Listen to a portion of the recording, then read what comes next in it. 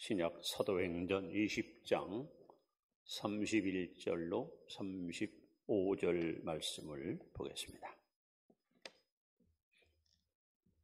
신약 성경 223면입니다. 사도행전 20장 31절부터 교독합니다. 그러므로 여러분이 일깨어 내가 3년이나 밤낮 쉬지 않고 눈물로 각 사람을 훈계하던 것을 기억하라.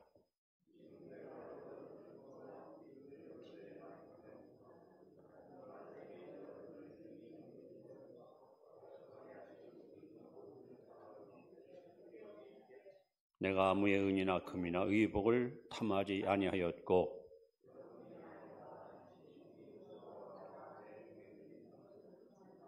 같이 봅니다. 범사에 여러분에게 모본을 보여준 바와 같이 수고하여 약한 사람들을 돕고 또 주 예수께서 친히 말씀하신 바 주는 것이 받는 것보다 복이 있다 하심을 기억하여야 할지니라. 아멘.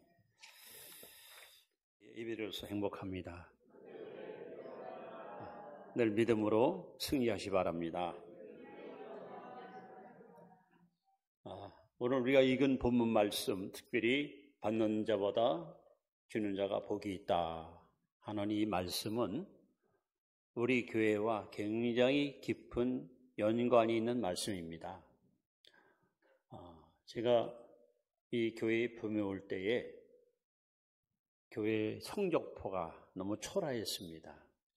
무엇보다도 미자립 교회, 만년 얻어먹는 가난한 교회, 그래서 신자들도 많지 않고 새벽기도도 4년 동안 못했고 특히 그 경제적으로 다 굉장히 빈곤해서 아무것도 할 수 없는 어쩌면 무능한 이런 교회였었습니다.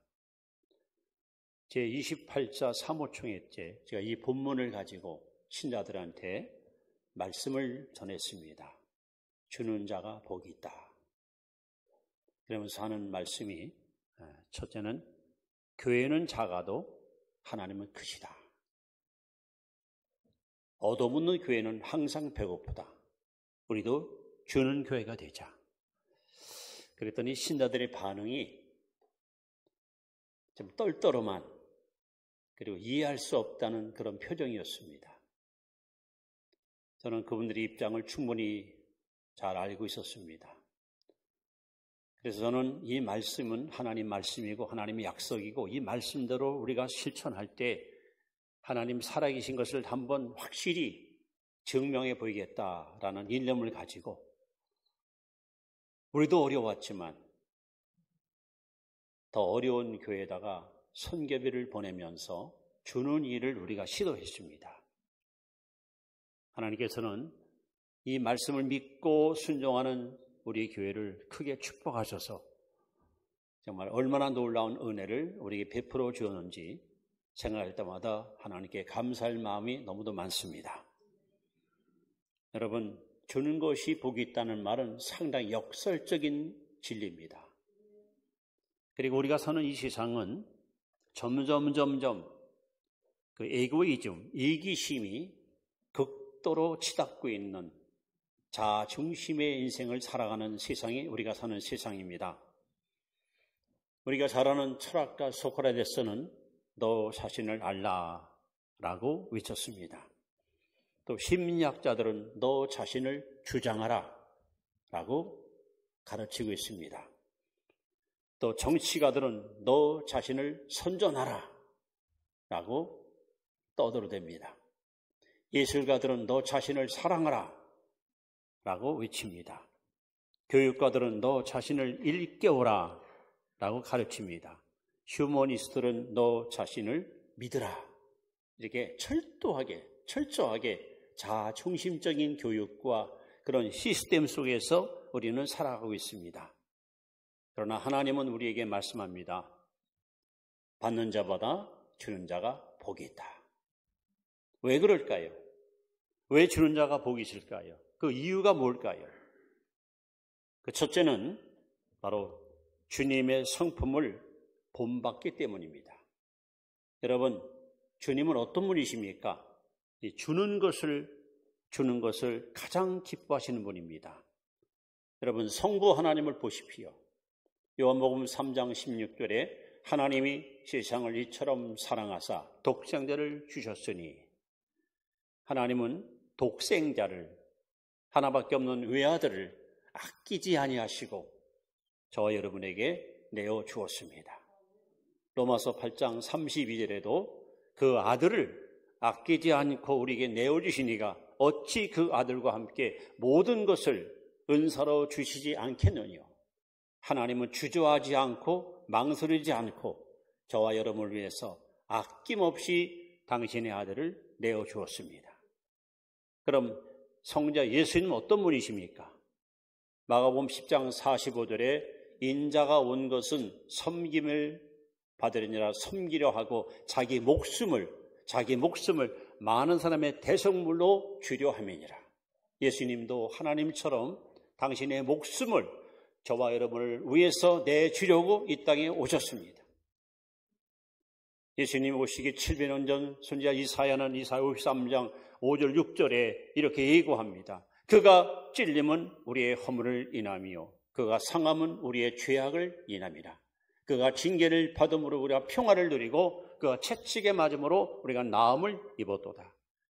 우리는 다 그릇 향하여 양과 같이 각기 제 길로 갔거늘 여호와께서는 우리 무리의 죄악을 그에게 담당시키셨도다. 예수님은 십자가 위에서 하나밖에 없는 생명도 아낌없이 내어주었고 몸에 있는 피 한 방울, 땀 한 방울, 물 한 방울 남김없이 다 쏟아서 온 인류의 죄를 대속하기 위해서 아낌없이 당신의 모든 것을 내어주신 분이 바로 성자 예수님이십니다. 그럼 성령은 어떤 분입니까? 성령께서는 아버지께로부터 좋은 것들을 공급받아가지고 우리 성도들에게 골고루 은사를 나누시는 그야말로 베풀매 영이 바로 성령이십니다.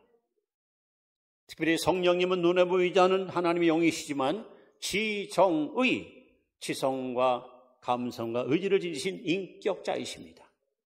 그리고 여러분이 인격을 너무 잘 아시기 때문에 각 사람의 인격을 따라서 필요한 영적 영양소를 아낌없이 우리에게 부어주는 분이 성령이십니다. 그래서 지적인 은사, 지혜의 말씀, 지식의 말씀, 영분별, 또 정적인 은사, 방언, 통역, 예언, 의지적인 은사, 믿음, 병고침, 능력 행함, 이런 은사를 여러분에게 골고루 나눠 주어서 하나님이시는 은사를 가지고 교회를 섬기며 주의 일을 수행할 수 있도록 우리를 도우시는 분이 성령이십니다. 이렇게 왜 주는 것이 복이냐? 바로 하나님도 예수님도 성령님도 아낌없이 모든 걸 내어주시는 분이기 때문에 우리는 그분의 가르침을 본받고 그분의 행동을 우리가 본받아서 우리 또한 주는 자가 될 때 여러분은 바로 하나님의 자녀의 아름다운 모습을 드러내는 가장 멋진 신자의 삶을 살기 때문에 그래서 주는 자가 복이 있습니다. 사도 바울은 고린도서 10장 24절에 누구든지 자기 유익을 구하지 말고 다른 사람의 유익을 구하라 라고 말씀합니다. 또 고린도서 3장 23절에 보시면 무슨 일을 하든지 마음을 다하여 죽게 하듯 하고 사람에게 하듯 하지 말라 그랬습니다.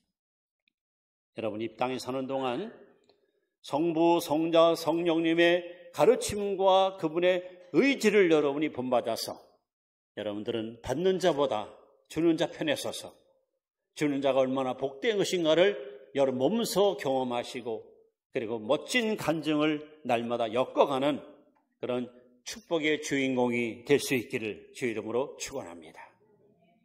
두 번째, 왜 우리는 주는 자가 복이 있을까요? 주는 자가 복이 있는 것은 성숙한 인격을 보여주기 때문입니다. 사람이 성숙하냐 미성숙하냐, 저 사람은 정말 제대로 어른다울까 아니를 뭘 갖고 평가합니까? 여러분 아이들과 어른의 차이가 뭡니까? 아이들은 손에 움켜쥐면 놀 줄 모릅니다. 놀 줄 몰라요. 누구에게 주는 것을 아까워합니다. 그러나 성숙한 사람은 손을 펴서 아낌없이 좋은 것을 이웃에게 베푸는 일에 대해서 삶의 보람과 긍지를 누립니다. 여러분, 심리학자들은 받기만 좋아하는 사람들을 가리켜서 유아기적 포착자라는 표현을 했습니다. 개인도, 가정도, 교회도, 국가도 받기만 좋아하는 사람들은 미성숙한 사람으로서 이웃들에게 유익을 주는 존재가 되기가 쉽지 않습니다. 여러분, 이스라엘 나라에 가시면 두 개의 바다가 있습니다. 헬몬산 밑에는 갈릴리 바다가 있고 저 남쪽에 보면 사해 바다가 있습니다. 그런데 이 두 바다는 너무 대조적이에요. 갈릴리 바다는 산에서 흐르는 시원한 물과 깨끗한 그 식수가 이 바다로 흡입되어 와가지고 이것이 요단강을 넣어서 저 부엘세바까지 흘러갑니다. 다시 말하면 물을 받아서 흘리기 때문에 물이 정화되고 깨끗하고 물고기떼가 많이 살아요. 반면에 사해 바다는 물을 받기만 하지 흘러버리진 않아요. 그래서 사해 바다에는 물고기가 한 마리도 살지 못합니다. 그야말로 죽을 싹자, 죽음의 바다입니다. 여러분, 물이 고이면 썩는 것처럼 또 흐르는 물에는 이끼가 끼지 않는 것처럼 우리는 복받은 사람답게 복을 흘리고 복을 나누는 자가 될 때 더 큰 복을 주시지, 이 복을 움켜쥐고 살면은 우리는 나는 행복할지 모르지만 다른 사람에게는 아무런 유익을 주지 못하는 어쩌면은 무기력한 인생을 살 수밖에 없습니다. 1964년도에 미국의 아동문학가가 쓴 실버스타인 사람이 쓴 아낌없이 주는 나무라는 동화책이 있습니다. 혹 읽어보셨나요? 아주 단순한 얘기지만 많은 교훈을 주고 있는 대단히 의미 있는 내용을 담고 있습니다. 아주 내용은 단순합니다. 나무와 한 소년 이야기예요. 나무 밑에 한 소년이 찾아와서 거기서 쉬기도 하고 노래도 부르기도 하고 그리고 막 술래기도 하고, 그래서 소년과 나무는 굉장히 친근하게 하루하루 행복한 날을 보내게 됩니다. 그래서 나무는 소년이 고마워서 열매도 주고 나뭇잎도 주고 그래서 놀이터가 되게 하고 그늘을 지게 해서 소년이 언제든지 오면은 마음껏 쾌제를 부를 수 있도록 그렇게 공간을 제공해 주었습니다. 이제 소년이 점점 성장합니다. 어느 날 소년이 다가와서 나무에게 말합니다. 난 좀 컸단 말이야. 난 좀 돈이 필요해. 돈이 있어야 나도 뭐 좀 살 게 아니야? 그래서 나무가 걱정하지 마. 내 열매를 전부 따서 시장에 팔아 이 물건을 돈을 팔아서 돈을 사라. 그래서 이 소년은 나무의 말대로 열매를 전부 따가지고 시장에 가서 팔아서 많은 돈을 가지고 행복한 인생을 이렇게 여유 있게 살아갑니다. 또 소년이 이제 나이가 들어 결혼하게 됩니다. 또 나무를 찾아와서 이야기합니다. 막상 결혼했는데 집이 한 채가 필요하다. 어떻게 하면 좋겠나 했더니 나무가 걱정 마라. 내가 이렇게 큰 나무니까 나무가지를 전부 잘라서 그걸 가지고 집을 짓고 아내와 함께 행복하게 사십시오. 그래서 소년은 고맙다. 나무를 전부 잘라다가 집을 짓고 아내와 행복하게 살아갑니다. 또 세월이 지났습니다. 소년이 다가와서 나는 좀 배를 만들어 가지고 우리 여행을 하고 싶은데 어쩌면 좋겠냐 했더니 또 나무가 말합니다. 내 나무를 전부 잘라서 그걸 가지고 배를 만들어서 그래서 마음껏 바다를 좀 항해해보라고. 결국 나무는 밑둥만 달랑 남게 됩니다. 그리고 오랜 세월이 지나고 나서 이제 이 소년이 할아버지가 됩니다. 초췌한 모습으로 지친 모습으로 나무 밑으로 다가왔습니다. 이제 나는 나이도 많고 죽을 날도 가까운데 참 피곤하구나. 그랬더니 나무가 하는 말이 이 밑둥을 아직 남아있으니 와서 여기 앉아서 편히 쉬라고. 그러면서 나무는 아낌없이 소녀에게 줬던 것을 행복했다는 그런 내용입니다. 여러분, 아낌없이 주는 나무. 아무것도 아닌 것 같지만 이 이야기 속에서 우리에게 던져주는 메시지가 얼마나 많은 깨달음을 줍니까? 여러분, 준다는 것은 뭘 말합니까? 성숙을 의미합니다. 이기적인 사람은 절대 손을 펴지 않습니다. 펴진 것을 절대 놓지 않습니다. 그렇기 때문에 이웃이 없습니다. 고립적 인생을 삽니다. 나와 너 사이에 담을 치고 살아갑니다. 그러나 우리는 주님의 가르침을 따라서 여러분 이기심을 무너뜨리고 이타적인 사람이 되어서 아낌을 주는 나무와 같이 할 수 있으면 이웃들에게 나누고 베풀고 섬기면서 나를 통한 행복한 사람들이 주변에서 계속해서 여러분 번성할 수 있도록 여러분 주는 것에 삶의 의미를 부여하고 살아갈 수 있기를 주의 이름으로 축원합니다.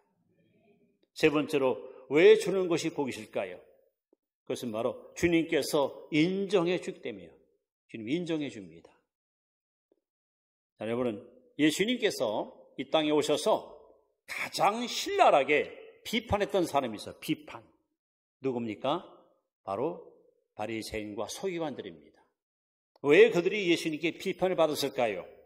마태복음 23장에 이렇게 기록되어 있습니다. 잔치의 윗자리와 회당의 높은 자리와 시장에서 문안받는 것과 사람에게 납비라 칭함받는 것을 좋아하느니라.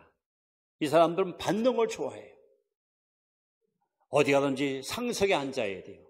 대우받아야 돼요. 인정받아야 돼요. 칭찬받아야 돼요. 1등이 돼야 돼요. 섬길 줄 몰라요. 낮아질 줄 몰라요. 베풀 줄 몰라요. 얼마나 이기적이고 자기밖에 모르는. 그래서 예수님께서 그들을 가리켜서 독사의 새끼들아 하고 막 얼마나 무섭게 그들을 비판하셨습니까? 여러분 창세기 18장 19장을 한번 관심있게 읽어보십시오. 아브라함과 조카 롯의 이야기가 나와요.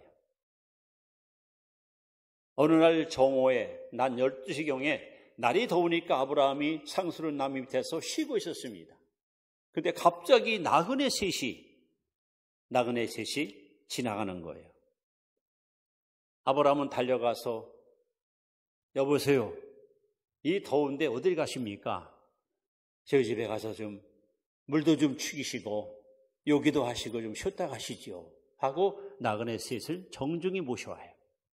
자기만 모신 게 아니에요. 아내에게 가서 음식을 만들라고 요청을 합니다. 또 종들에게 가서 저 우리에 가서 살찐 송아지 한 마리를 급히 잡아와라.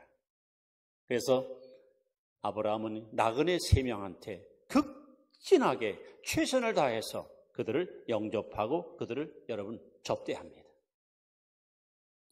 이들은 아브라함 베푼 식탁에서 음식을 맛있게 먹은 후에 놀랍게도 아브라함에게 이렇게 약속합니다. 1년 후에 너희 아내가 아들을 낳으리라. 그때 아브라함 나이가 99세였고 아내의 나이가 89살이었습니다. 과연 1년 후에 아브라함은 이삭이라는 놀라운 늦둥이 아들을 하나님께로부터 선물로 부여받습니다.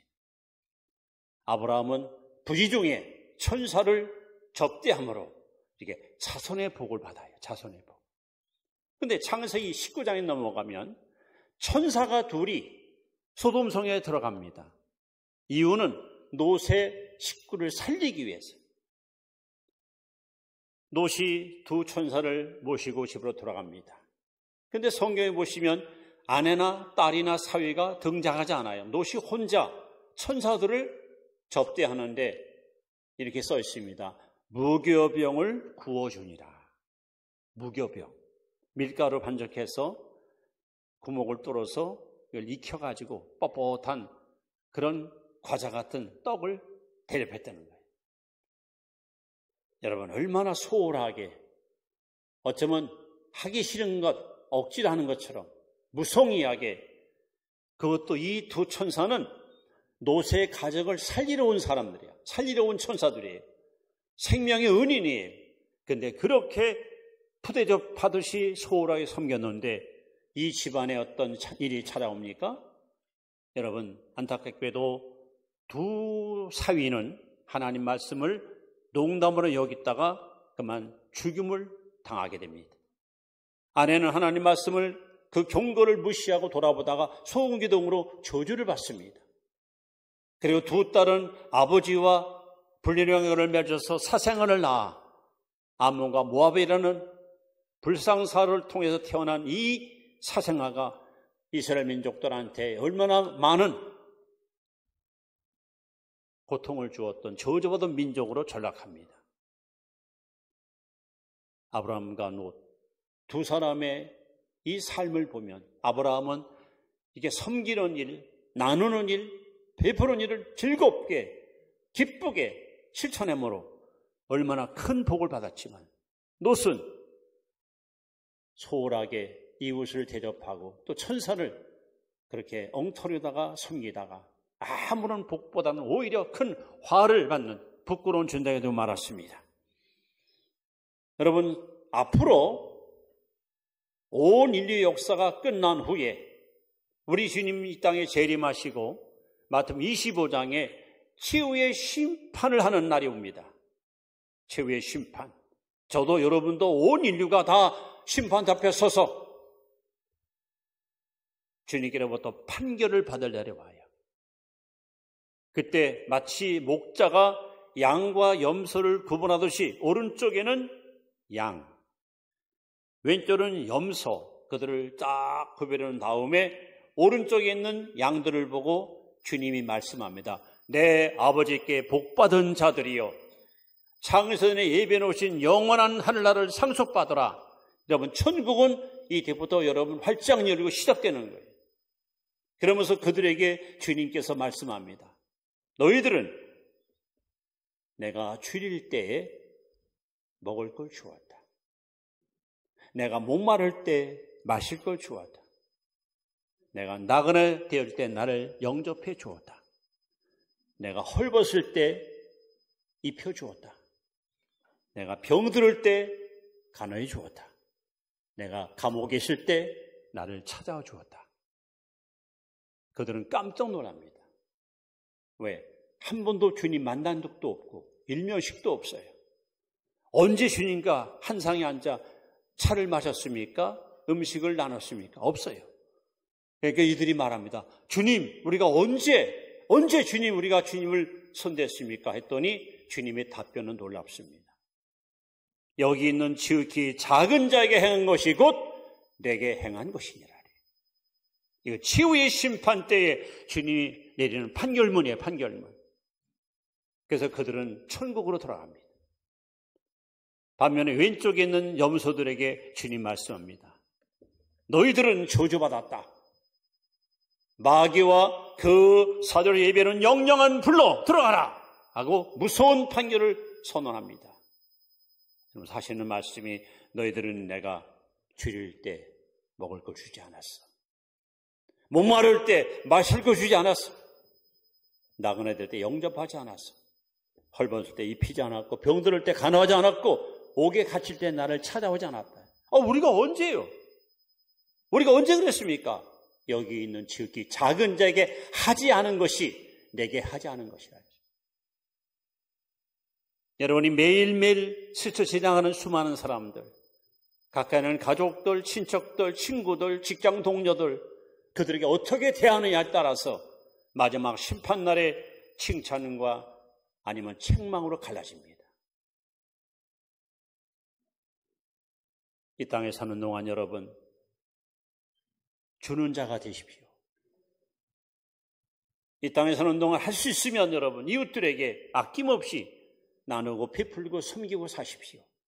이것이 상급으로 주어지고 훗날 주 앞에 서는 날 주께로부터 반드시 칭찬을 우리는 받게 될 것입니다. 그래서 잠언 11장 25절에 구제를 좋아하는 자는 풍족하여질 것이고 남을 윤택하게 하는 자는 자기가 윤택하여 지리라. 남에게 여러분 베풀면 내가 풍족해지는 거예요. 남을 섬기고 남을 높여주면 내가 높여지는 거예요. 하나님 말씀은 여러분 변함없습니다. 하나님 말씀은 진리입니다. 우리가 이 말씀대로 믿고 순종하면 하나님은 저와 여러분에게 분명한 증거를 나타내 주실 것입니다. 제가 이 교회 부임에 와서 28회 사무총회 때 했던 설교, 여러분 주는 자가 복이 있다 할 때 신자들은 말도 안 되는 소리라고 반응이 굉장히 좀 시큰둥했습니다. 그러나 저는 하나님 말씀을 그대로 믿고 실천하고 순종했습니다. 하나님이 그 증거를 우리에게 보여준 거죠. 이제 주님의 말씀 하나를 소개하면서 마무리를 하려고 합니다. 누가복음 6장 38절 말씀을 우리 한번 같이 보시 바랍니다. 읽습니다. 시작.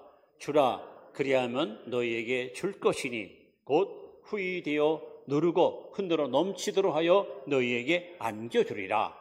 너희가 헤아리는 그 헤아림으로 너희도 헤아림을 도로 받을 것이니라. 여러분 주라. 여러분 우리가 주는 것은 돼야 돼. 하나님은 말로 주셔요. 이것이 하나님의 축복의 원리고 법칙입니다. 여러분 조금 더 망설이거나 아까워하지 말고 여러분 주고 사십시오. 주는 자가 복이 있습니다.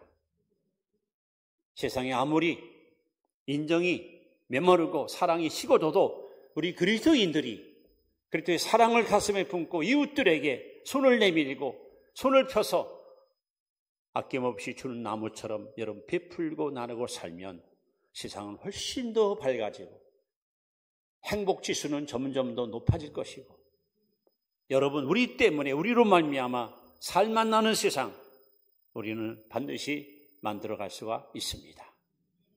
우리 마음과 뜻을 모아서 우리 찬양을 하나님께 드림으로 오늘 이 메시지의 의미를 다시 한번 더 부여해 줬으면 좋겠습니다.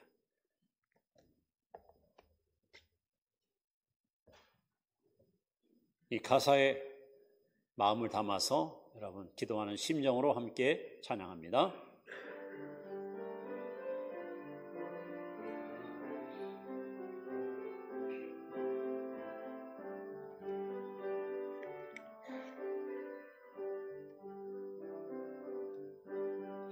낮은 해처럼 밤엔 달처럼 그렇게 살 순 없을까.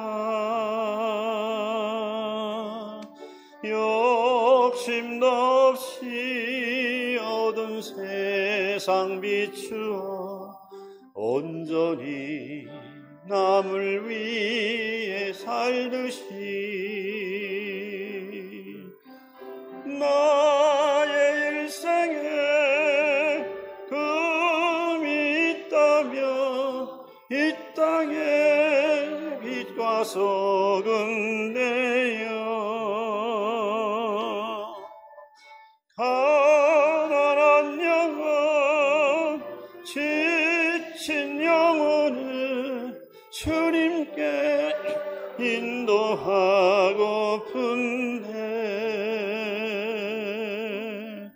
나의 욕심이 나의 못난 자가 언제나 커다란 짐되어 나를 짓눌러 마음을 곤곡해 하니 주님이여 나를 도와주소서. 예수님처럼 바울처럼 예수님처럼 바울처럼 그렇게 살 순 없을까.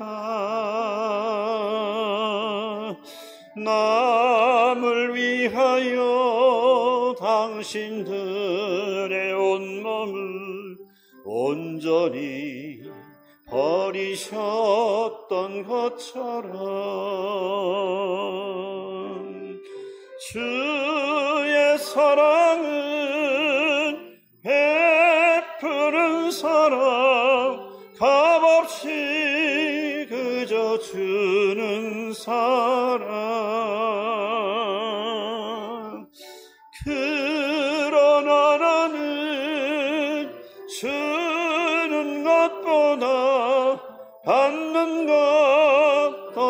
좋아하니 나의 입술은 주님 닮은 듯하나 내 맘은 아직도 주하여 받을 사랑만 계수하고 있으니 예수여 나를 도와주소서.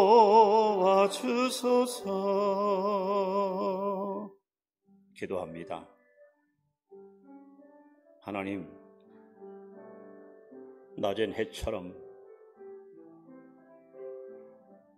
밤엔 달처럼 그렇게 살기 원합니다. 아무런 조건도 아무런 목적도 없이 어두운 세상을 밝히는 그런 불꽃으로 살기를 원합니다. 하나님, 예수님처럼 바울처럼 그렇게 살기 원합니다. 남을 위하여 아낌없이 자신들의 모든 것을 내주었던 그런 섬김의 삶을 살기를 원합니다. 우리 안에 여전히 기승을 부리는 욕심과 이기심을 이 시간 십자가 앞에 다 내려놓고 받는 보다 주는 자가 복이 있다는 이 말씀을 삶 속에서 온전히 실천하고 실행해서 이웃들에게 따뜻한 가슴으로 다가가 희망과 용기를 심어주는 우리 귀한 성도들 되게 하여 주옵소서. 불법이 성함으로 사랑이 시져가는 세상, 아무리 삶이 팍팍하고 곤고할지라도 하나님의 자녀들이 하나님의 거룩한 성품을 본받아서 나누고 베풀고 섬기고 살면 세상은 점점 밝아지고 행복 지수는 더 좋아질 것을 믿습니다. 우리는 연약하고 모든 것이 부족하오나 주 말씀 믿고 순종할 때에 하나님께서 우리를 통하여 이 땅에 주의 나라를 확장하게 하시고 많은 영혼들이 그리스도의 사랑 앞에 강팍한 마음이 녹아지고 굳은 마음이 깨어져서 하나님의 백성으로 거듭난 무리들이 날마다 더하게 하옵소서. 오늘 주신 말씀 가슴에 새기고 생활 속에 꼭 실현해서 서로 성도들 발걸음 닿는 곳, 손길 미치는 곳마다 많은 이웃들에게 기쁨과 희망과 용기를 심어주는 아름다운 성도들로 저들을 사용하시고 이끌어 주옵소서. 주신 말씀 감사합니다. 예수님 이름으로 간절히 기도하옵나이다. 아멘. 이 시간 주신 말씀을 붙들고 잠시 하나님께